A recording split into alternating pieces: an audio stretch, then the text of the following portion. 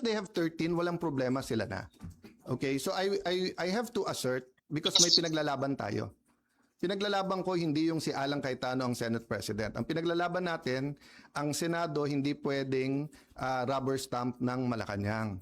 Hindi pwede na hindi independent yung Senate. Hindi pwedeng may hearing ka katulad kanina, yung bibig na bumubukas ay senador, pero yung lumalabas na salita galing sa Malacanang.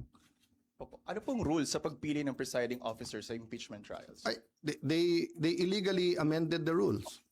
They illegally had a session, di ba? So in due time, there'll have to be something that will decide, di ba? But in the same manner na ina-assert ni Senator Win na he's the acting Senate President kahit na walang legal basis whatsoever, I have to assert, not for myself, but for the truth and for the Constitution. But it's still 1 month eh. 'Di ba? At hindi kami nakikipag-agawan sa silya doon. So for example, yung Senate Secretary, dapat siya yung ngayon nag-aayos para diyan sa pre-trial.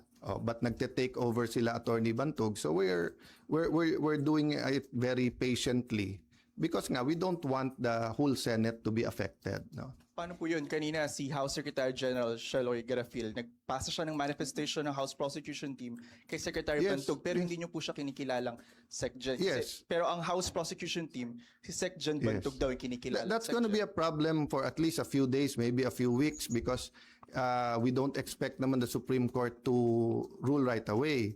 But what's the best proof that Malacanang's hand is in this?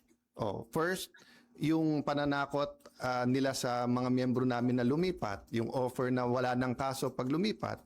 Second, as soon as nila ginawa, naglabas sila na ang House at ang Malacanang ay dun pumapabor.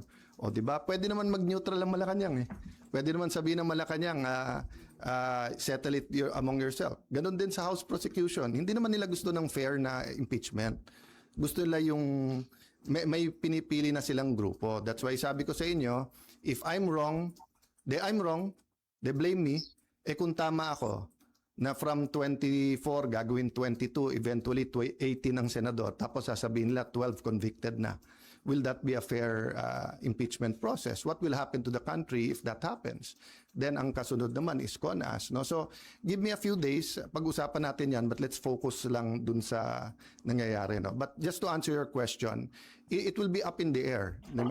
That will be a legal question, and we are in the right side. Okay, last question. Okay. Sir, may we be clarified? Yung arrangement na inaalok niyo po kay